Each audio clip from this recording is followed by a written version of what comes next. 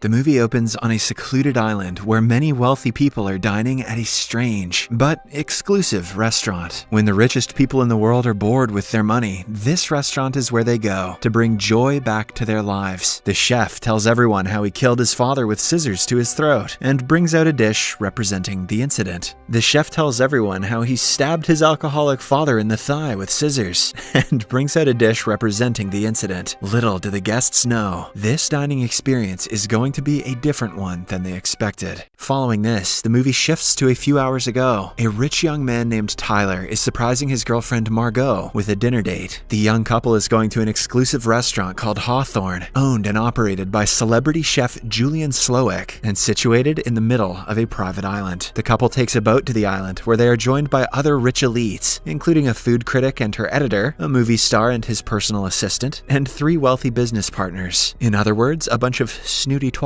Another rich couple, Richard and Anne, also join the group, and it seems that Margot and Richard know each other from somewhere. Soon, the guests reach their destination and are welcomed into the island by the head waitress Elsa. She then takes the guests towards the restaurant while giving them a tour of the island. The guests also visit the living quarters of the restaurant staff. Elsa claims that the staff is like family to one another, and they start their day at 6 and end at 2 in the morning. Finally, the guests walk into the restaurant and take their seats. In the open kitchen, a number of chefs can be seen meticulously putting the dinner together, paying extreme attention to detail. Before excusing herself, Elsa instructs the guests not to photograph the dishes, as Chef Slowik says that the beauty of his creation lies in their ephemeral nature. Next, Chef Slowik arrives in the kitchen, and Elsa tells him about Tyler's undesignated guest, Margot. Here we get to know that Tyler had reserved 2 seats at the restaurant about a year ago, but at that time, he was in a relationship with someone else. This means that Margot is technically not registered to be here. Slowik is clearly not happy about it, but he decides to let it pass. Meanwhile, the dinner is going to be a 6-course meal, and the first course is brought out. As the guests start eating, Tyler covertly takes a snap of the delicacy. Everyone is in awe of the dish. However, Margot is not impressed. The staff then serve the second dish, and Chef Slowik finally addresses his guests. He urges everyone to not eat, but to taste, savor, relish, and feel. He then explains the dish to the guests and what it stands for. Margot isn't able to comprehend the chef's monologue, but it somehow manages to bring Tyler to tears. He continues to take pictures despite being afraid of getting in the chef's bad books. Tyler mentions that he is in love with the place, but Margot denigrates the food, saying that it is bang average. Afterward, the chef serves the guests extremely small portions of 5 different sauces. However, he doesn't give them bread because he believes that it is the food of peasants. The businessmen find the entire thing extremely ridiculous and demand bread. When Elsa firmly turns them down, the group threatens to bring the restaurant down because they are friends with the man who funded it. However, Elsa still refuses to give them bread and tells them that they will eat the food they are being served. On the other hand, Margot also hates the concept and refuses to eat. This attracts the chef's attention and he inquires if everything is fine. Margot bluntly tells him that there's not much to eat. After the awkward encounter, the chef walks over to an older woman eating by herself. She is revealed to be his mother. Meanwhile, Margot keeps looking at the wealthy guy, Richard. This makes his wife Anna suspicious, but he swiftly dismisses her concerns. After a while, the chef introduces the next course, which is called Memory. He then recalls the day his father came home drunk and got into a fight with his mother. Things quickly escalated and Slowik's father proceeded to strangle her with a telephone cord. However, in the nick of time, a young Slowik intervened by stabbing his father in the thigh with scissors. The guests find the story disturbing, but they brush it aside, assuming that it's fake, a bit of theater. Soon, they are served with house-smoked meat and tacos. Surprisingly, every single taco has an image printed on it, which will evoke strong memories among the guests. The food critic's tacos contain images of the restaurants she reviewed. The movie actor's tacos have a picture of his biggest flop. Similarly, the businessman's tacos have details of their illegal bank accounts. They immediately call Elsa and demand to know how the restaurant found these details, and they even threaten to shut the place down. However, Elsa refuses to reveal anything and walks away. Meanwhile, Anna's tacos have pictures of Richard and an unknown young woman. She orders him to explain, but Richard asserts that he has no idea what these photos mean. Looks pretty clear to me, Chief. Tyler's taco has a picture of him secretly taking pictures of Slowik's food earlier. He panics and wonders if he should go and apologize to Slowik. However, Margot is livid that the chef would even do something like that and insists on sending the food back to the kitchen. Tyler rudely orders her to stop acting like a child, reminding her that he's the one paying for dinner. This upsets Margot, and she walks away. In the washroom, the chef arrives and asks her who she is. She introduces herself as Margot, but Slowick keeps saying that she shouldn't be here tonight. Later, Margot returns back to her seat, and Chef Slowick proceeds to introduce his protege, Jeremy, who has apparently created the next dish. The chef momentarily compliments Jeremy, but suddenly changes his attitude and starts talking rudely. Slowick says that Jeremy can never be a great chef because he only wants to be an understudy. Just then, Jeremy commits the unthinkable. Everyone is shocked and horrified, but Slowick tells them that it is a part of the show. A while later, they return to their tables, but Richard insists on leaving. Elsa repeatedly requests that he return to his seat, but he refuses to listen. As a result, the restaurant staff grab him and chop off his ring finger, much to everyone's horror. The guests are then warned that they will receive a much worse punishment should they even think about running away and ruining the chef's meticulously planned dinner. This is when everyone starts to panic, but an unfazed Tyler continues to relish his meal.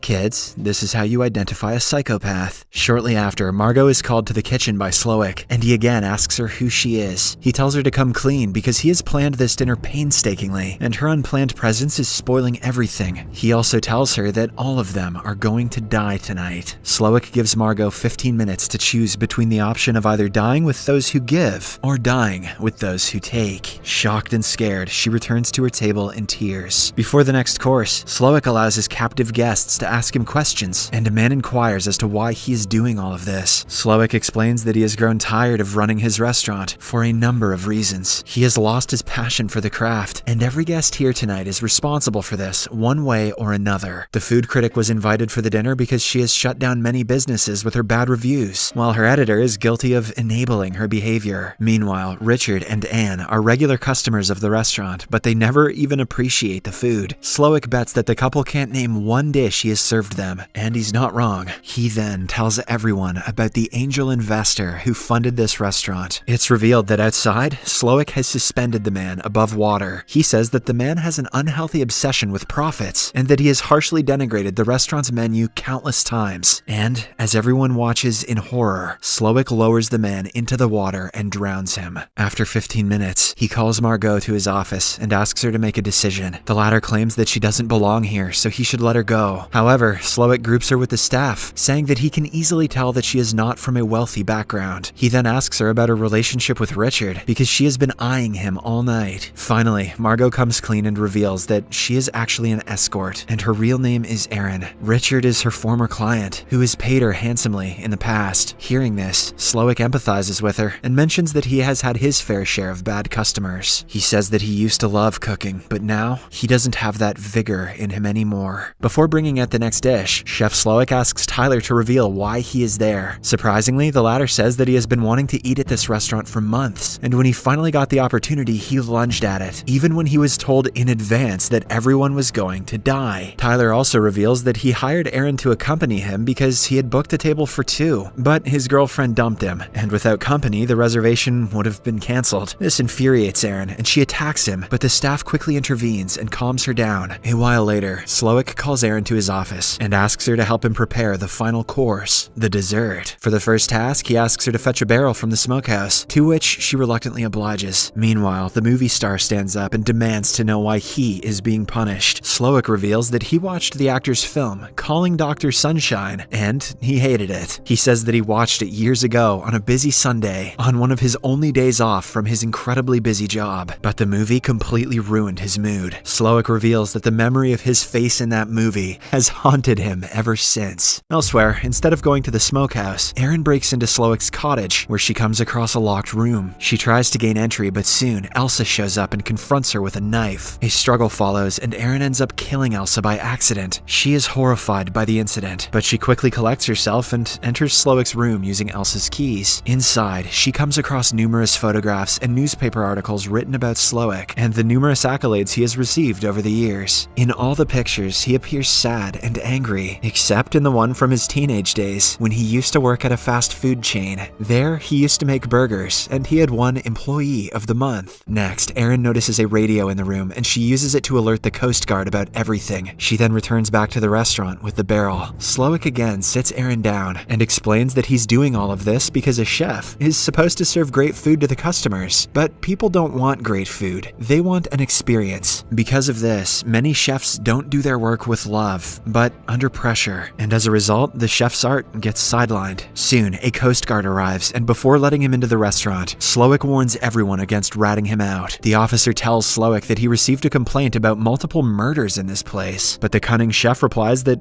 everything is fine here. Cunning indeed. Just then, the officer recognizes the movie star and asks for his autograph. The latter happily obliges, but instead of a signature, he writes, "Help me." As he is leaving, the Coast Guard notices this, so he pulls out his gun and threatens to shoot the chef. Finally, all the guests breathe a sigh of relief, and they proceed to tell everything to the officer. Unfortunately, it's revealed that the officer is actually holding a fake gun. Slowick then reveals that the officer is one of his chefs, posing as the Coast Guard. He also tells Erin that he's aware that she tried to call for help. Slowick then proceeds to serve the final course, but Erin quickly comes up with a plan. She announces that she didn't like his food and wants to send it back. This upsets Slowick, and he demands to know why she didn't like his food. Erin responds that he has taken the joy out of eating, and that everything he has served was an intellectual exercise, rather than something someone would want to sit and enjoy. She says the food tastes like it wasn't made with love. At last, Erin mentions that not only has he failed, but he has also bored her, and she's still hungry. This bruises the deranged chef's ego, and he asks her what she wants to eat. Erin uses the opportunity to demand a traditional American cheeseburger with some fries. Taken aback, Slowick quickly moves to the kitchen and starts cooking. While he is at it, he is reminded of his younger days, when he was much happier and jolly. After a while, the burger is ready, and he serves it to Erin. Surprisingly, she absolutely loves it, and finally praises his food. This makes him the happiest he has been in decades. Erin then tells him that her eyes were bigger than her stomach, and he has served her more food than she can eat, and asks him if she can get the rest of the burger to go. Slowick briefly thinks to himself and agrees to parcel the rest of her food. Erin is internally relieved, and she pays for the burger with a small tip before leaving. On her way out, she briefly pauses to look at the other guests, wondering if she can leave them to die, but Anna encourages her to go and save herself. After Erin leaves, Slowick thanks everyone for dining at Hawthorne, and reveals that each one of them represents the destruction of his art and his life. Now, they get to be a part of it, part of what he considers to be his masterpiece. Slowick and his team of chefs then prepare the final dish, making each guest, all of whom have finally accepted their fate, a part of it. He dresses them all as s'mores, the most offensive food ever created, and at last he lights everyone, including himself, on fire. Meanwhile, Erin gets away from the island on a boat as Hawthorne burns down in flames.